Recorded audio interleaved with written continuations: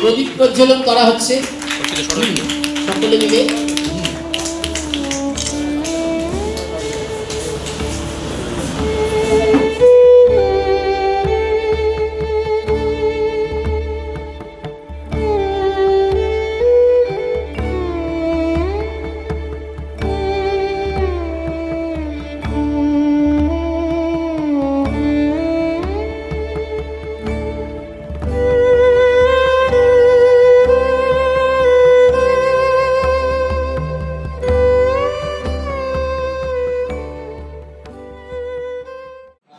যারা নবাগত এবং যারা একদম প্রারম্ভিক অবস্থার সময় ছিলেন না, পরবর্তীকালে এসছেন, তাদের উদ্দেশ্যে দু একটি কথা আমি বলবো ছোট করে, বিশদ বলার সময় নেই। এই যে আমাদের সাংস্কৃতিক চর্চা চলছে, এইটার উৎসাহ পাই আমি নিখিল ভারত বঙ্গ সাহিত্য সম্মেলনে 1999 সাল থেকে যুক্ত ছিলাম। তো আমি হুগলি শাখা, নিখিল ভারত বঙ্গ সাহিত্য সম্মেলন হুগলি শাখার সাংস্কৃতিক সম্পাদক ছিলাম 4 বছর, এবং পরবর্তীকালে নিখিল ভারত বঙ্গ সাহিত্য সম্মেলন শ্রীরামপুর শাখার সহ সভাপতি ছিলাম পরবর্তীকালে বেশ কয়েক বছর। বর্তমানে আমি রেগুলার যেতে পারি না, সদস্য হয়ে আছি, যার ফলে আমি এই উৎসাহ পাই, এই যে আইডিয়াটা যে কবিগুরু রবীন্দ্রনাথের কাছ থেকে। রবীন্দ্রনাথের বিভিন্ন রকম উপকারিতা আছে মানব সমাজে, তার মধ্যে একটা হচ্ছে প্রবাসী বাঙালিরা ভারতের বিভিন্ন জায়গায় ছড়িয়ে ছিটিয়ে আছেন। দেখবেন যেখানে একসঙ্গে অনেক বাঙালি, সেখানে একটা কালী মন্দির আছে, একটা লাইব্রেরি আছে, আর হাতে লেখা বা পত্রিকা এসব চেষ্টা আছে। তো রবীন্দ্রনাথ এই সমস্ত সারা ভারতব্যাপী এই সংগঠনকে জুড়ে একটা ছাতার তলায় নিয়ে এসেছিলেন, নিখিল ভারত বঙ্গ সাহিত্য সম্মেলন। 1923 সালে বেনারসে যে সম্মেলন হয়েছিল, সেই সম্মেলনে সভাপতিত্ব করেছেন আমাদের রবীন্দ্রনাথ ঠাকুর। সেই সভাতেই তিনি এটা ঘোষণা করেছেন, এবং তার পরিবর্তে এখন দেখা যায় সারা ভারতবর্ষেই ছড়িয়ে আছে বিভিন্ন শহরে এটা। তো আমরা সেই তার থেকে ইন্সপিরেশন পেয়ে আমার ইচ্ছা ছিল আমি এই উত্তরপাড়া, ভদ্রকালী, কোন্নগর, উত্তম এই এলাকাতে একটা শাখা করব। কিন্তু এখানে হবে না, হুগলি শাখা আছে বলে। কিন্তু হুগলি শাখা তো হুগলিতে হয়েছিল, পরবর্তীকালে ওটা কোন্নগরে এসেছে। তো সেই ভাব থেকে আমার ইচ্ছা ছিল করার। এরপরে ঈশ্বরের কৃপা বলবো, ট্রেনের মধ্যে এই সঙ্গীতের সঙ্গে আলাপ হয়, সেই সূত্রেই আমরা ওর সঙ্গে যখন আবার আমরা একসঙ্গে মিলে আলাপ আলোচনা করে ওর বাড়িতে এবং ওর দেয়া ঘরে আমরা রিহার্সাল দিই, এবং ওখানে আমরা সংগঠনের কাজ করি। এইভাবে এটা গড়ে উঠেছে। ধন্যবাদ। শিলনের জন্য এই তো উৎসাহ ভাতা। এবার আমরা একটুখানি আশীর্বাদ নেব। আমরা অনেকদিন পর পেয়েছি আমাদের মধ্যে শ্রদ্ধেয় শুভঙ্কর চট্টোপাধ্যায়কে। আবারও বলছি, সময় খুব সংক্ষিপ্ত, খুব ছোট্ট করে একটু আশীর্বাদ শুভঙ্কর বাবু আমাদের জন্য দিচ্ছি, সেই সঙ্গে দিচ্ছি অত্যন্তই ভালোবাসি। শিলনের প্রতিটি সর্বকে ভালোবাসা জানাচ্ছি, শুভেচ্ছা জানাচ্ছি। অনেকদিন পরে আমি এলাম, শরীর ভালো থাকে না, মাঝে মাঝে ভুগতে হয়।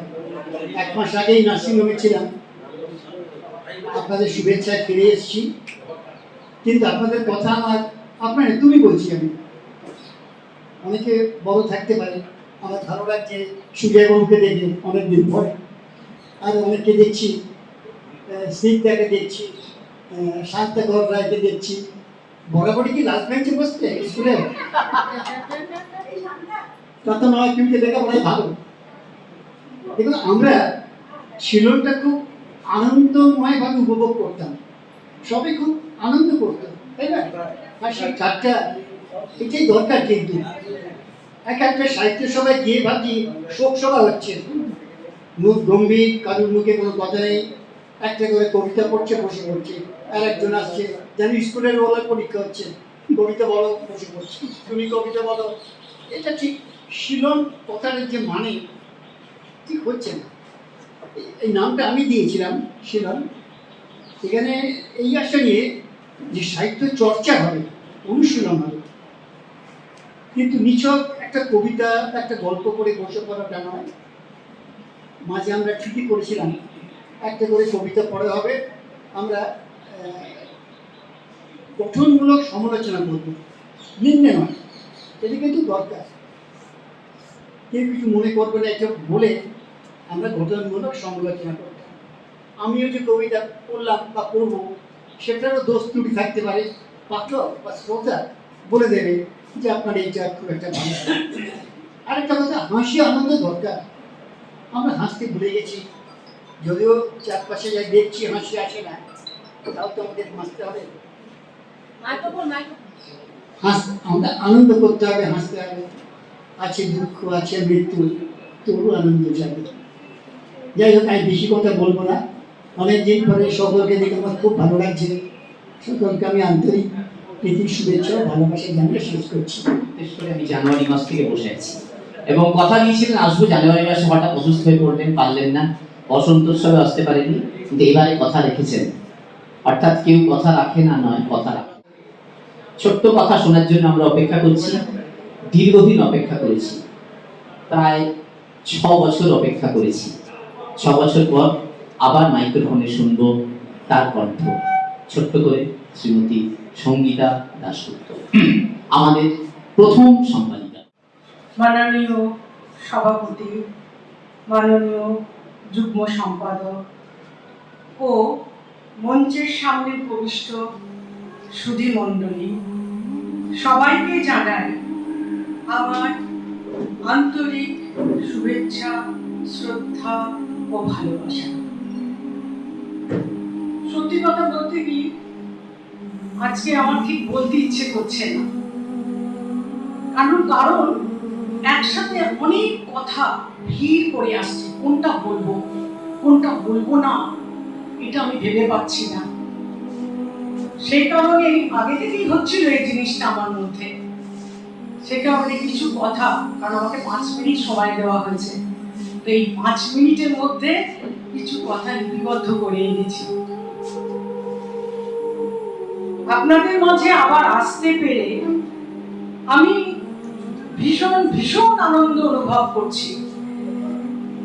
মানে অনেকদিন পর নিজের সন্তানকে কাছে পেলে মায়ের যেমন আনন্দ হয়, মায়ের মন যেমন প্রফুল্লতায় ভরে ওঠে, আমারও ঠিক সেই অনুভব হচ্ছে। এ যেন নারীর টান। আমার মনের অবস্থা এখন ঠিক তেমনই।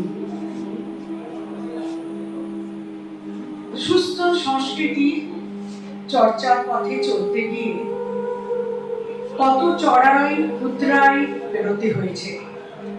কখনো 2 পা এগিয়েছি, কখনো বা 1 পা পিছিয়েছি, কিন্তু পথ চলা থামেনি। আপনাদের সহযোগিতা পেয়েছি বলেই হয়তো তা সম্ভব হয়েছে। উন্নতির এটাই তো লক্ষণ। উত্তরপাড়া সাহিত্য সংস্কৃতি শিলন কেন্দ্র এগোবে, উন্নতির শীর্ষে পৌঁছবে আপনাদের হাত ধরে, এ আমার দৃঢ় বিশ্বাস। দেখুন আজকের পৃথিবী কেমন ভাবে হিংসায়, হানাহানি ও ভয়ঙ্কর নৃশংসতায় ভরে গেছে। মনুষ্যত্বকে পশুর স্তরে নামিয়ে দিচ্ছে। একদিকে দেশ দখলের, ক্ষমতা দখলের লড়াই, ধর্মের নামে হিংসা, পরিবারে হিংসা, অর্থনৈতিক অসাম্য, অন্যদিকে সমাজের ভয়ঙ্কর নৃশংসতা, যা আমাদের মনে করিয়ে দেয় নির্ভয়া ট্র্যাজেডি। রবীন্দ্রনাথ বলেছিলেন, হিংসায় উন্মত্ত পৃথ্বী, নিত্য নিঠুর দ্বন্দ্ব, কাছে দূরে শুধু এই দ্বন্দ্ব, জীবন ছন্দহীন। আজ সমাজের প্রতিটি স্তরে সুস্থ সংস্কৃতির অভাব। সাম্প্রতিককালের ঘটনা তা বারবার মনে করিয়ে দিচ্ছে। সংস্কৃতি জীবনের অবিচ্ছেদ্য অংশ। এটি যে কোনো জাতির শেকড় এবং সমাজে দর্পণ স্বরূপ। এর মধ্যেই নিহিত রয়েছে ওই সমাজের স্বীকৃত প্রথাগত আচরণ, ভাষাশৈলী, শিল্পকলা ইত্যাদি বৈশিষ্ট্য সমূহ। যে কোনো সমাজ এই বৈশিষ্ট্য সমূহ ধারণ করে পরবর্তী প্রজন্মের মধ্যে তা সঞ্চালিত করে। তাই সুস্থ সংস্কৃতি জাতির প্রাণ শক্তিকে সৌন্দর্য মণ্ডিত ও পরিস্ফুট করে তোলে। মূল উদ্দেশ্য হল সুন্দর, নিরাপদ, সভ্য সমাজ গড়ে তোলা। এই উন্মত্ত পৃথিবীতে আপনারা কিছু মানুষ একজোট হয়ে কবিতা চর্চা করছে, গান গাইছে, গল্প লিখছে, এ কি কম কথা? আপনারা সুন্দরের সাধনা করছেন। মানুষ তো এই কারণেই মানুষ, সে অসুন্দরের বুকের ওপর সুন্দরের মূর্তিকে প্রতিষ্ঠা করে, তাকে প্রাণ দেয়। তার অনবরত চেষ্টাতে এই পৃথিবী হয়ে ওঠে এক সুরলোক। এই সুরলোকের সন্ধানে আমরা উত্তরপাড়া সাহিত্য সংস্কৃতি শিলন কেন্দ্রকে নিয়ে যাত্রা শুরু করেছিলাম। শুরুতে খুব একটা মসৃণ পথ ছিল না। কোনো একটা ঘটনার পরিপ্রেক্ষিতে আমি এবং রাধা বল্লভদা দুজনে সিদ্ধান্ত নিই যে কেননা আমরা আমাদের উত্তরপাড়া, হিন্দমোটর, কন্যগড়ের শিল্পী বন্ধুদের নিয়ে একটা মঞ্চ স্থাপন করি, কেননা আমরা একটা সংগঠন তৈরি করি। আমরা তো করতে পারি সেই কাজ, ব্যাস যেই রকম সংকল্প ঠিক সেইভাবেই আমরা নেমে পড়েছিলাম কোমর বেঁধে। এখানে আমার অনেক সহকর্মী বন্ধু আছেন যাদের সক্রিয় সহযোগিতা ছাড়া এই সংস্থাকে এগিয়ে নিয়ে যাওয়া সম্ভব হতো না। তাদের মধ্যে কয়েকজন আর ইহলোকে নেই। তাদের প্রত্যেককেই আমার শ্রদ্ধা জানাই। যারা এখনো আছেন তারা সংস্থাকে ভালোবাসেন বলেই তো আজও আছেন। এভাবেই থাকুন। মনে পড়ে শুক্তারাদির বাড়িতে আমাদের অনুষ্ঠানের রিহার্সালের কথা। ছবিদির বাড়ির ছাদে রবীন্দ্র জয়ন্তী। নিত্যানন্দদার বাড়িতে শ্রুতি নাটকের মহড়ার সময় নতুন নতুন খাবারের আবদার গৌরীদির কাছে। সুমঙ্গলদা অফিসারদের সংস্থায় অন্তর্ভুক্ত করার জন্য তাদের বাড়িতে অভিযান। রাধা বল্লভদার শ্রুতি নাটকের মহড়া, পিঠে উৎসব। মনে পড়ে সুমঙ্গলদা? আপনার কথাতেই হয়েছিল। ইলিশ উৎসবে বিখ্যাত সাহিত্যিকদের রচনা থেকে পাঠ মনে পড়ে রবীন্দ্র গৌতম দার শ্রুতিমধুর কবিতা। দূরে দেউলটিতে শরৎচন্দ্র চট্টোপাধ্যায়ের স্মৃতি জড়ানো হেরিটেজ ভবনে আমাদের সাহিত্য সভা, আটপুরে ঐতিহাসিক জায়গায় ভ্রমণ, আরো কত কি। এসব আমার সোনালী স্মৃতি। এই স্মৃতিগুলির কিছু কিছু আমি আমার মোবাইলে ভরে রেখেছিলাম, সেগুলি পেন ড্রাইভে ভরে এনেছি, এই সংস্থাকে তুলে দেব। এছাড়াও প্রতি মাসে নিয়ম করে সাহিত্য সভা করেছি, পিকনিক করেছি, গুণী মানুষদের কদর করেছি, টাকা পয়সার হিসেব নিকেশও যথা সময় সাধারণ সভায় পেশ করেছি। সংস্থাকে সরকারি নিয়ম অনুযায়ী নথিভুক্ত করতে ঝাঁপিয়ে পড়েছি। আপনারা পাশে ছিলেন বলেই তো তা সম্ভব হয়েছে।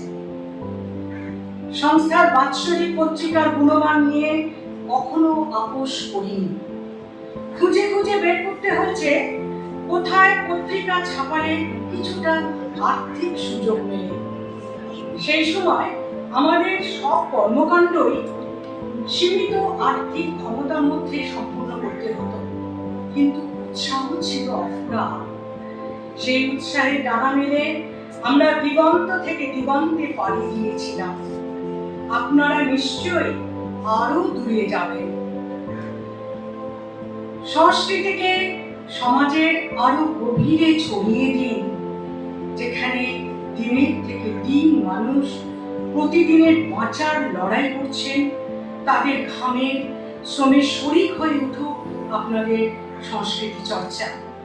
একমাত্র সুস্থ চেতনাই পারে ভয়ঙ্কর অপরাধ থেকে সমাজকে বাঁচাতে। পরিশেষে বলি, যারা আমাদের ছেড়ে, জীবনকে ছেড়ে অনন্ত লোকে পাড়ি দিয়েছেন, তাদের জন্য রইল সশ্রদ্ধ প্রণাম। আর যারা স্রোতে ভেসে গেলেন, তারা হয়তো নতুন বন্দরে নোঙর করেছেন, হয়তো নতুন জাহাজে নতুন দিগন্তে পাড়ি দিয়েছেন, তা দিন। তবু তারা আছেন আমাদের মননে। সর্বত্র সুস্থ সংস্কৃতি চর্চা হোক। শিল্প সংস্কৃতি সুস্থ সচেতন চর্চাই পারে পৃথিবীকে বাসযোগ্য করে তুলতে। আর ঠিক এই কারণেই আমরা শিল্প সংস্কৃতির সচেতন চর্চা করব, এর কোনো বিকল্প নেই। যেতে যেতে বলবো, আপনারা সকলেই সুস্থ থাকবেন, ভালো থাকবেন, ঐক্যবদ্ধ হয়ে এই সংস্থাকে এগিয়ে নিয়ে যাবেন। আমি সবসময় আপনাদের পাশে আছি, ছিলাম এবং ভবিষ্যতেও থাকব। শক্তি চট্টোপাধ্যায়ের একটি লেখা খুব প্রাসঙ্গিক বর্তমান যুগে। সেই কবিতাটি বলে আমি আমার বক্তব্য শেষ করব। কবিতাটির নাম দাঁড়াও। মানুষ বড় কাঁদছে, তুমি মানুষ হয়ে পাশে দাঁড়াও। মানুষে ভাত পাচ্ছে, তুমি পাখির মতো পাশে দাঁড়াও। মানুষ বড় একলা, তুমি তাহার পাশে এসে দাঁড়াও। তোমাকে সেই সকাল থেকে তোমার মতো মনে পড়ছে, সন্ধে হলে মনে পড়ছে, রাতের বেলা মনে পড়ছে।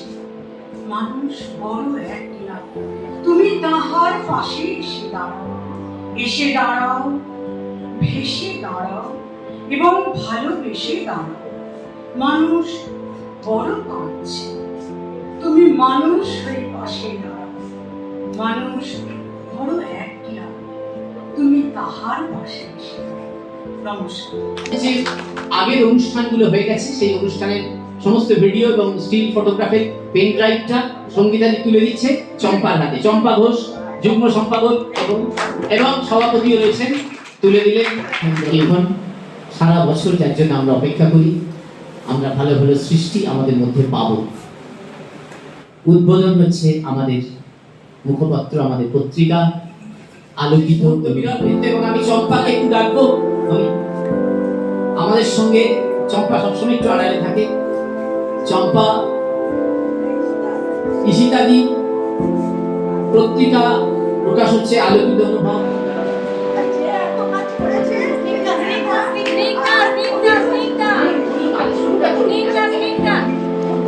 ওইটা সবাই সামনের ফ্রন্টটা দেখাবেন, ওইটা সামনের ফ্রন্টটা সবাই বুকের কাছে রাখুন।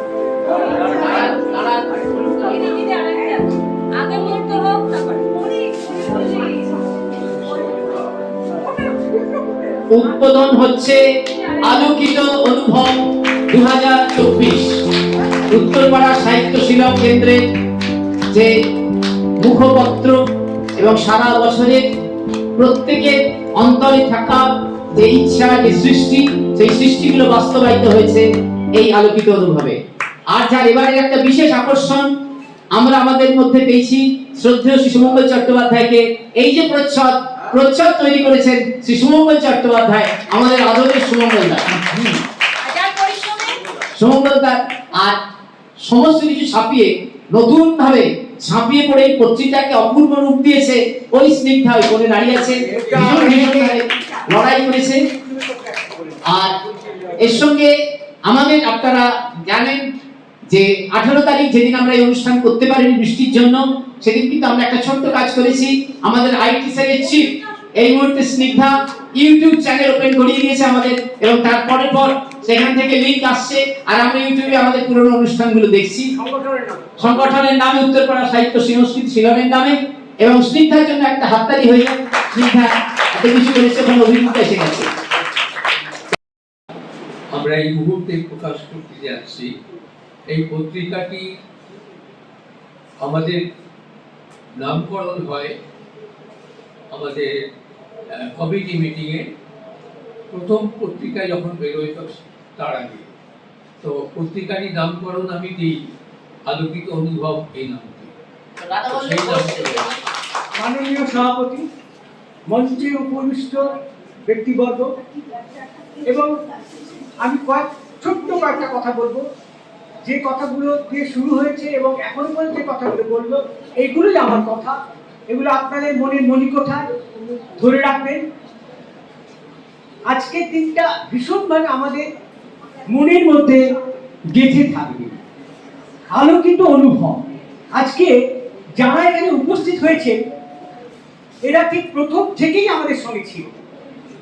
আজকে রাধাবল্লভ ঘোষ, সঙ্গীতা দাশগুপ্ত, ছবিতে সুক্তারাজি, এরা তো ছিলেন এবং এখানে অনেকে বসে আছেন, তারাও ছিলেন। দুর্ভাগ্য হলেও বাস্তব যে আমাদের সংগঠন করতে গেলে যে সমস্ত ত্রুটি বিচ্যুতি থাকে স্বাভাবিকভাবে আমাদের এই সংগঠন ছিল, যেটাকে আমরা বারে বারে দূর করার চেষ্টা করছি। দেখতে পাই সর্বক্ষেত্রে ইগো, মানুষের ইগোটা কেন এই সংগঠন থেকে সংগঠনে চিরস্থায়ী করার ক্ষেত্রে এবং এটাকে আরো উপরে তোলার ক্ষেত্রে এই ইগোটাই আমাদেরকে বিচ্ছিন্ন করে মানুষ থেকে। আমরা সেটাকে প্রতিজ্ঞাবদ্ধ হয়েছি। ইগো থাকলেও সেটাকে আমরা আমাদের নিজেদের মধ্যে আলোচনার মধ্যে দিয়ে আমরা দূর করব। আমরা যিনি প্রতিষ্ঠা করেছিলেন আজকে আমাদের মধ্যে সঙ্গীতা দাশগুপ্ত, তাকে আমরা নিয়ে আসতে পেরেছি। এবং এটাও আপনারা জানেন এই কয়েক বছরে ঠিক যেই কারণটা আমি বললাম, এবং অনেক অন্যান্য কারণ থাকতে পারে, যারা চলে গেছে আমাদের ক্রমাগত আমরা তাদেরকে আমাদের মধ্যে নিয়ে আসার জন্য ছটফট করছি। কবে তাদেরকে আবার আমরা আমাদের মধ্যে নিয়ে আসবো। অতীশ বাবুকে আপনারা সবাই চেনেন, টেলিফোন করে সেই বোম্বে থেকে জিজ্ঞেস করেন যে আরো যারা চলে গিয়েছেন তাদের মধ্যে কাউকে কি পেয়েছো? আমি কথা দিয়েছি, আমরা কথা দিয়েছি যে আগামী দিন 1 বছর 2 বছর 5 বছর 10 বছর হলেও যারা আমাদের মধ্যে ছিলেন তাদেরকে আমরা ফিরিয়ে আনবই, এবং কাদের সহযোগিতায়? আপনাদের সহযোগিতায়। আলোকিত অনুভবকে আমরা এমন একটা জায়গায় নিয়ে যেতে চাই যে সারা পশ্চিম কেন সারা ভারতবর্ষের মানুষ জানবে মাতৃভাষাকে আরো বেশি মানুষের মধ্যে নিয়ে যাওয়া, আরো বেশ শক্তিশালী করার ক্ষেত্রে এদের ভূমিকা আছে, ছিল, থাকবে। যারা বারবার সব জায়গায় বলে থাকি, আমাদের পরিবারের মানুষ আমরা আমাদের ছেলে মেয়েকে বাইরে পাঠিয়ে দিই বাংলা ভাষা ছেড়ে ইংরেজি ভাষা পড়ার জন্য, কিন্তু তাদেরকে আমি দোষ দিই না। তারা কোনোভাবেই দোষ নয়, সমাজটাও দোষ নয়, পরিস্থিতি এমন একটা নিয়ে যায় আমাদের ছেলে মেয়ে অভিভাবককে, যে এইভাবে আমরা যদি আমাদের ছেলে মেয়েকে ইংরাজি শিক্ষায় শিক্ষিত না করি, বাইরে না পাঠাই, বিদেশে না পাঠাই, তাহলে আমাদের ছেলে মেয়েরা মানুষ হবে না। কিন্তু আগামী দিন এটাও প্রমাণিত হবে যে মাতৃভাষা যদি সঙ্গে থাকে, যে কোনো ভাষাকে রপ্ত করার ক্ষেত্রে খুব সহজ হবে। এবং যারা আজকে আমাদের খুব কাছের মানুষ যারা বিদেশে যাচ্ছে, ইংরাজি ভাষা অন্য ভাষায় পড়াশোনা করছে, লক্ষ্য করে দেখবে আমরা দেখেছি তারা সেই মাতৃভাষা, আমাদের মাতৃভাষাকে সঙ্গে দিয়ে গিয়ে আজকে শ্রেষ্ঠ জায়গায় পৌঁছচ্ছে। তাই আলোকিত অনুভবে এটাই সাফল্য। তাই উত্তরপাড়া শিক্ষা সাহিত্য শিলন কেন্দ্র আজকে আমাদের মনে যেভাবে আছে, আগামী দিনে আমাদের প্রজন্মকে আরো বেশি অনুপ্রাণিত করবে। সেই জন্যই তো আমাদের একটি সভায় পার্থবাবু আমাদের একটা প্রস্তাব দিয়েছিলেন। কি প্রস্তাব? পার্থবাবু প্রস্তাব দিয়েছিলেন যে আমাদেরকে ছোট ছোট ছেলে মেয়েদের সঙ্গে আনতে হবে। 15 বছরের না, 15 বছর বয়স যারা আসবে, মেম্বারশিপ নেবে, তাদেরকে আমরা বিনা পয়সায় আমাদের মেম্বারশিপ করাবো এবং এখানে এসে সাহিত্য চর্চা করতে অনুপ্রাণিত করব, এবং তারাই হবে আগামী দিনে আমাদের প্রজন্ম আলোকিত অনুভবকে ধরে রাখবে। উত্তরপাড়া সাহিত্য শিলন কেন্দ্র নিজেকে প্রতিষ্ঠিত করতে পারবে। যে কথাগুলো বলেছে সেই কথাগুলো আজকের অনুষ্ঠানের ক্ষেত্রে ভীষণভাবে আমাদেরকে ভীষণভাবে অনুপ্রাণিত করেছে। আরো একটি সংবাদ আপনার কাছে পরিবেশন করছি। আপনারা জানেন যে পাপড়ি রায়চৌধুরী আমাদের এখানকার একজন সদস্য হয়েছে, এবং পাপড়ি রায়চৌধুরী স্বামী হাজবেন্ড অরূপ রায়চৌধুরী, তিনি আমাদের সঙ্গে সর্বতভাবে সহযোগিতা করার জন্য এগিয়ে এসেছেন। তিনি যে শুধু একজন ব্যবসায়ী এবং সমাজকর্মী তাই নয়, তিনি বিভিন্নভাবে এই সমাজের কাজে নিজেকে নিয়োগ করেছেন। অনেক পরিশ্রমের মধ্যে দিয়ে তিনি চলছে, আমাদের মধ্যে এসে উপস্থিত হয়েছে। আমি আশা রাখবো এবং আপনারাও নিশ্চয়ই কথাই বলবেন, আগামী দিনে তাকেও আমরা আমাদের সংগঠনের মধ্যে পেতে চাই। তাকে ডেকে নিচ্ছেন পার্থবাবু।